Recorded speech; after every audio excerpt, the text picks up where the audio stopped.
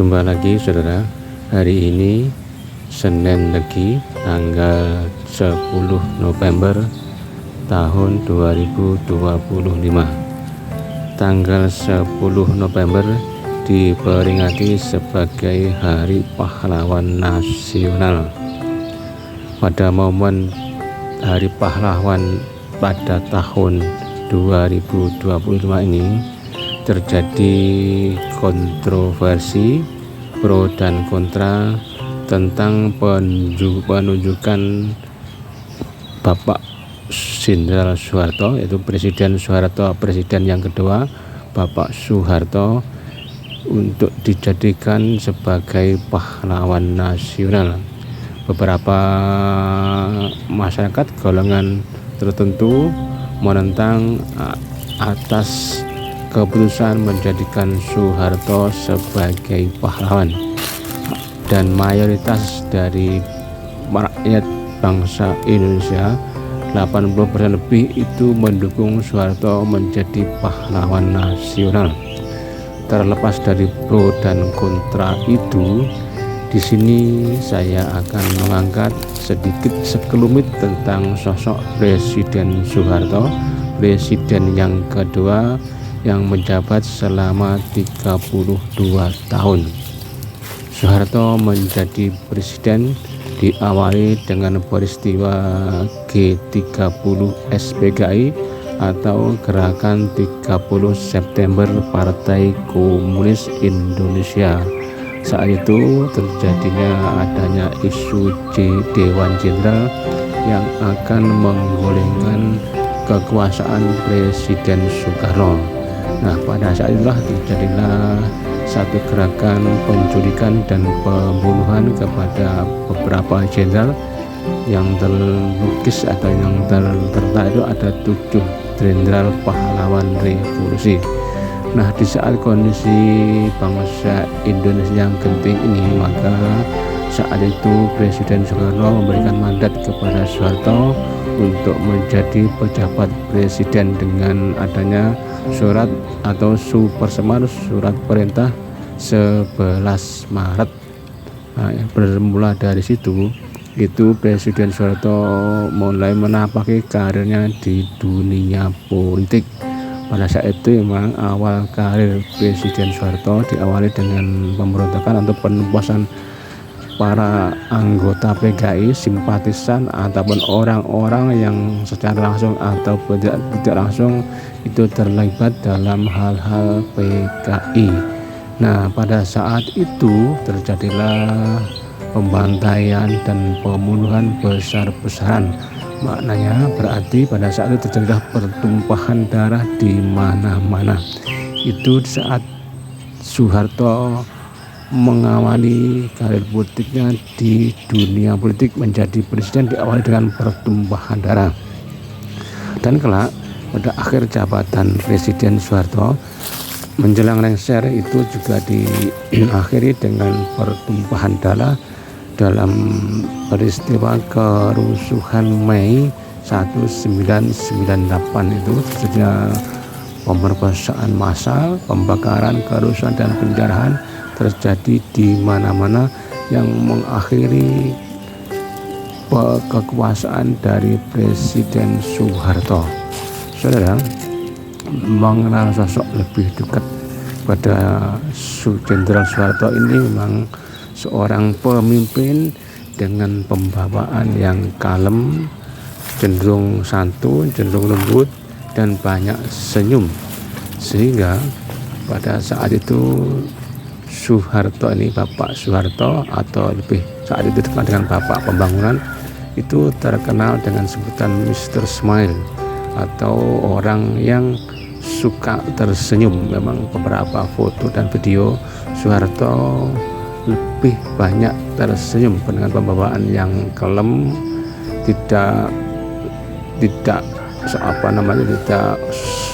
spontanitas gerusa-gerusu atau meledak-meledak seperti Prabowo, tapi Soeharto cenderung tenang, kalem dan terukur dalam hal pembawaannya. Itu ciri-ciri Presiden Soeharto. Namun Di sisi yang lain, Soeharto terkenal dengan otoriter ataupun diktator. Kekuasaannya harus mengikuti kepada arahan dan keputusannya, sehingga pada saat itu orang yang berseberangan dengan Soeharto maka akan diculik, diciduk, dibuang, dan mungkin juga dibunuh. Itulah cara-cara Presiden Soeharto dalam menjalankan kekuasaannya, sehingga di mana-mana terjadi represif, penekanan seperti kebebasan pers yang itu juga dibatasi. Banyak saat itu koran-koran atau tabloid yang menyindir atau mengkritisi tentang kepemimpinan Soeharto, maka koran itu tidak akan berumur lama, akan dibredel dan akan dicabut siupnya atau surat izin penerbitan pers, seperti itulah namanya. Dan itu terjadi di beberapa koran. Begitu juga dengan orang-orang yang kritis kepada Soeharto, itu akan diambil, diculik, dan kemudian dibuang entah kemana. Apa-apa yang berseberangan dengan Soeharto itu harus ditumpas, harus dihilangkan. Begitulah cara-cara Presiden Soeharto dalam menjalankan kekuasaannya kepada rakyat Indonesia. Di sebalik itu, ya, di sebalik dari diktatornya otoriter Soeharto dengan kontradiksi penampilannya yang selalu lembut, santun, dan senyum-senyum itu, ternyata Soeharto menyimpan jiwa otoriter. Nah, dan sebaliknya juga jiwa otoriter Soeharto ini juga memberikan efek kepada ketaatan rakyat, ketakutan rakyat, sehingga rakyat bisa dikendalikan, rakyat bisa diukur, rakyat bisa diarahkan, sehingga pada saat itu tidak terjadi adanya demonstrasi besar-besaran, tidak ada bully-bullyan, tidak macam-macam. Soeharto berhasil mengendalikan rakyat ini dengan bagus, walaupun dengan cara yang diktator. Saya kira ini tidak jauh berbeda dengan cara-cara Kim Jong Un, Perdana Menteri atau Presiden Korea Utara itu, yang memerintah dengan diktator. Namun ternyata di balik kediktatoran itu rakyatnya betul-betul diperhatikan. Rakyat hidup sejahtera dan makmur walaupun dibatasi dalam hal gerak-geriknya untuk mengkritisi pemerintahan. Nah, di Indonesia pada saat Soeharto berkuasa itu juga rakyat merasa cukup tenang, tentram, aman, dan damai. Harga-harga pada saat itu cukup terjangkau. Nilai mata uang dolar hanya berkisar 2.500 atau sampai 3.000. Rata-rata nilai dolar Amerika itu hanya sekitar 2.000 rupiah. Berbanding dengan sekarang, nilai 1 dolar itu sama dengan sekarang ini kisaran 16.000 rupiah.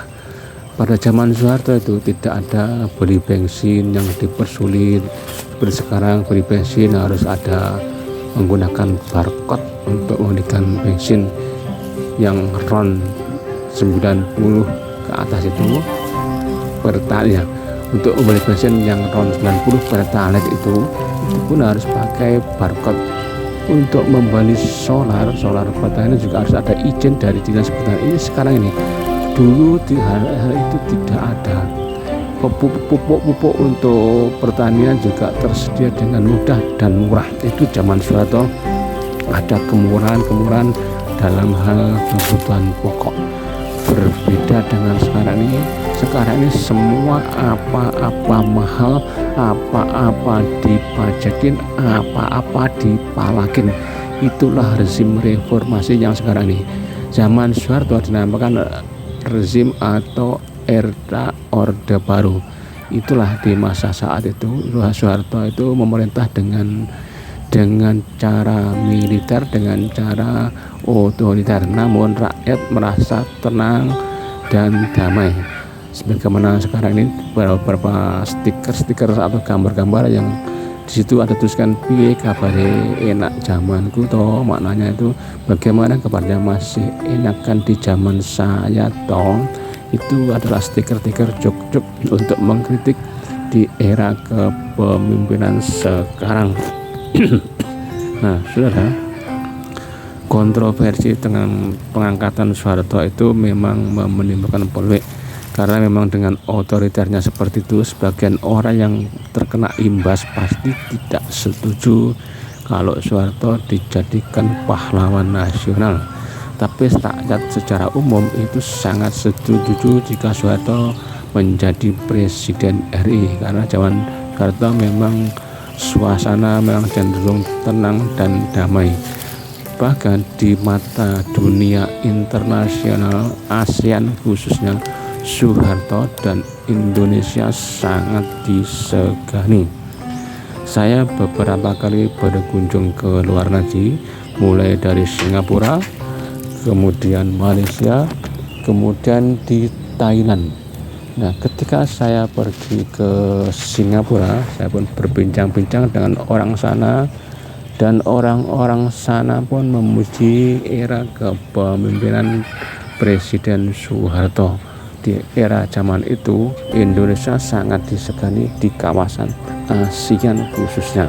Mereka salut dengan kepemimpinan Soeharto, sehingga pada saat itu kalau ada apa-apa maka Indonesia menjadi rujukan, menjadi sentral untuk mendamaikan atau untuk menenteramkan.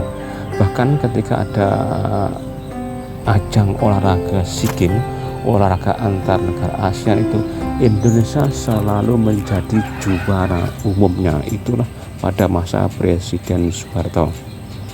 Nah, ketika saya pergi ke Singapura, Singapura ya, orang-orang Singapura juga salut dengan Soeharto. Nah, ketika saya pergi ke Malaysia, di Malaysia saya pun berjumpa dengan orang-orang sana, orang-orang tempatan, dan berbincang-bincang tentang masa kepemimpinan Soeharto. Begitu orang-orang di sana itu juga memuji, mengagumi atas kepemimpinan Presiden Soeharto.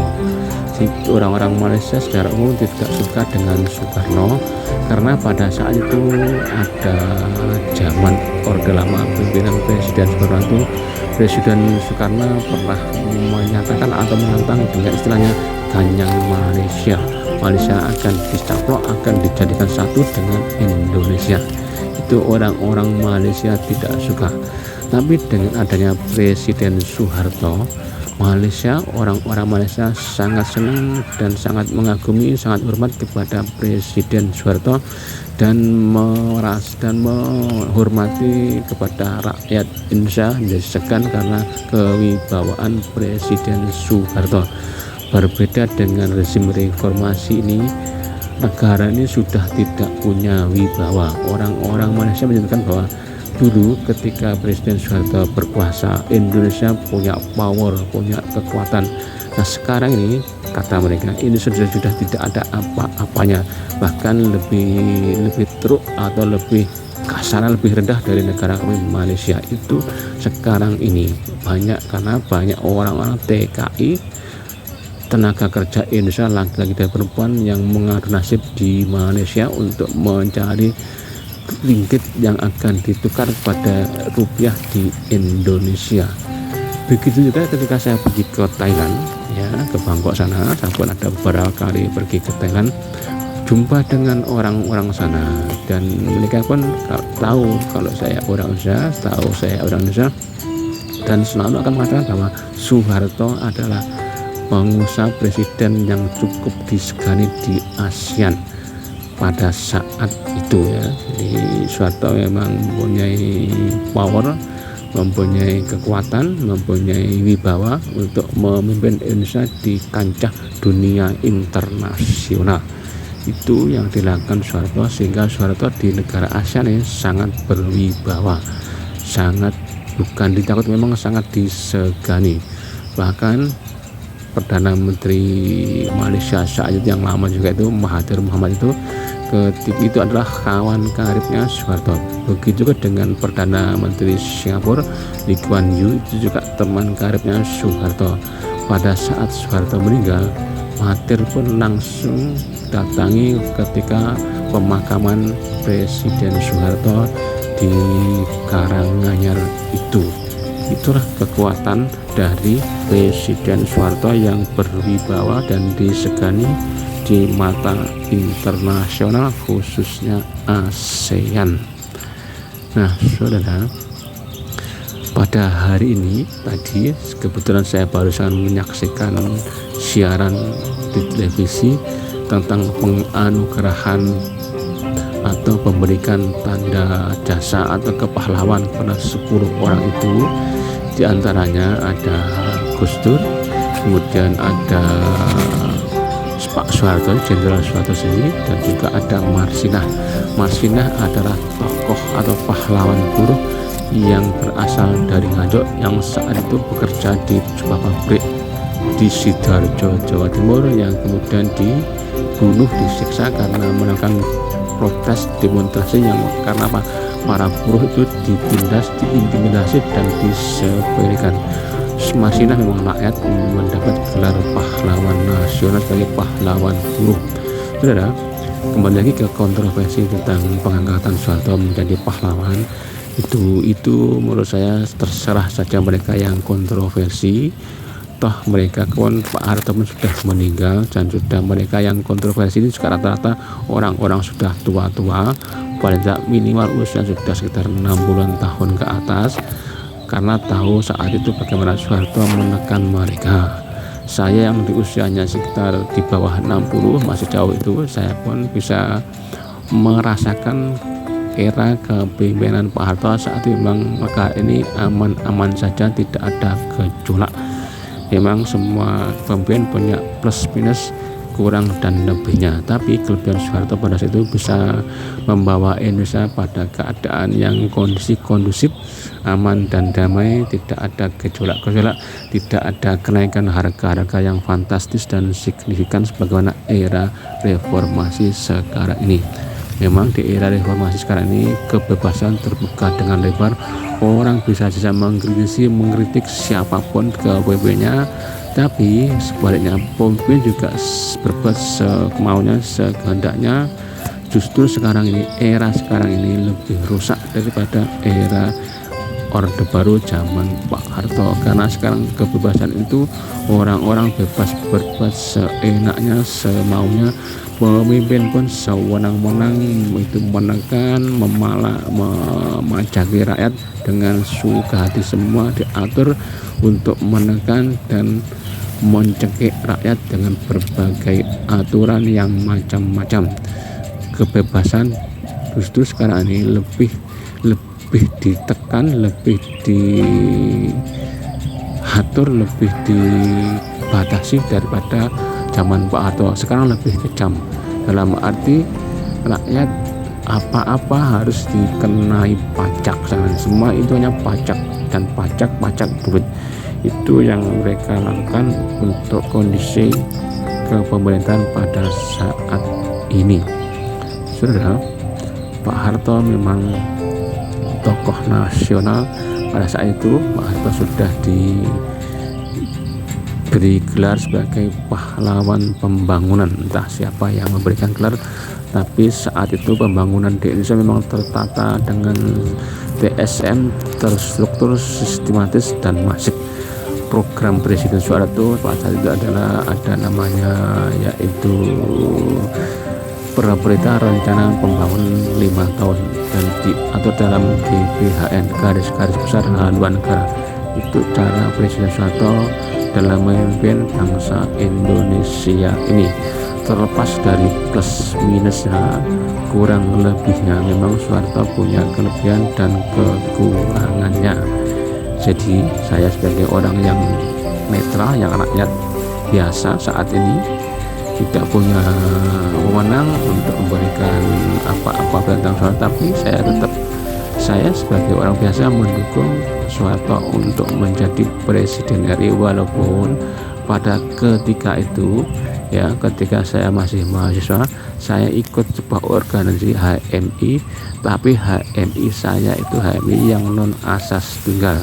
Nah, di antara otoritas Soeharto-nya, yaitu di antara diktator Soeharto, semua ormas pada saat itu harus mengangkat pada asas tunggal Pancasila. Semua ormas partai politik harus punya dasar atau asas tunggalnya itu Pancasila. Asas tunggal di luar Pancasila seperti Islam, seperti agama lain itu tidak diperbolehkan. Nah, HMI kami MPU itu memang tidak menerima asas tunggal Pancasila sebagai ideologi dasaran, tapi ideologi dasarnya adalah agama. Itu yang tidak diperbolehkan, sehingga senior kami itu kalau mengadakan training Batra atau basic training itu selalu diawasi oleh pihak Intel. Bahkan ada yang ditangkap karena mengkritisi pemerintah. Semua saat itu yang berbuat kritis kepada pemerintah maka akan diciduk, kemudian diinterogasi, bahkan ada yang dibuang tanpa interogasi dan hilang entah kemana. Itu di zaman Soeharto. Jadi kekuasaan yang otoriter, yang diktator seperti itu di sisi yang lain yang membuat rakyat itu tidak punya hak, tidak berani untuk melakukan menyuarakan kebebasannya. Begitulah saudara. Presiden Soeharto dengan segala plus minusnya sudah menjadi sejarah bangsa Indonesia. Terima kasih, jumpa lagi dan matur nuwun.